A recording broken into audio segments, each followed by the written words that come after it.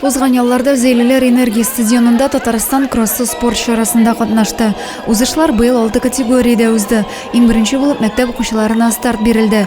Укучылардан соң студентлар, оешма учреждение хезмәт коллективлары йөгерде. Спортчыларны район башлыгы орынбасары Петр Уразайкин сәламләде. Легкая атлетика является одним из приоритетных видов спорта в нашем городе. Все больше наших жителей приобщается к этому виду. Это очень доступный, очень легкий вид спорта.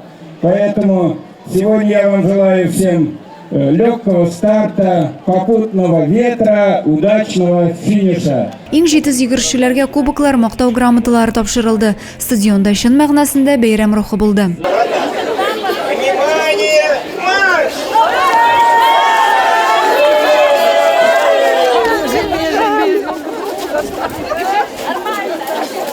Кичкенәләр белән бергә өлкәннәр дә йөгерештән читтә калмады. Любовь Санникова Татарстан кроссы чарасында ел сайын катнаша. Теләге финишка беренче килү.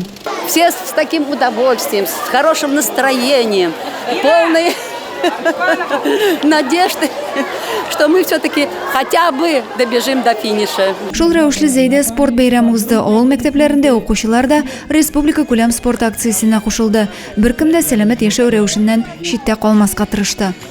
Адилә Бурханова, Юлия Казамарова, Зей хәбәрләре.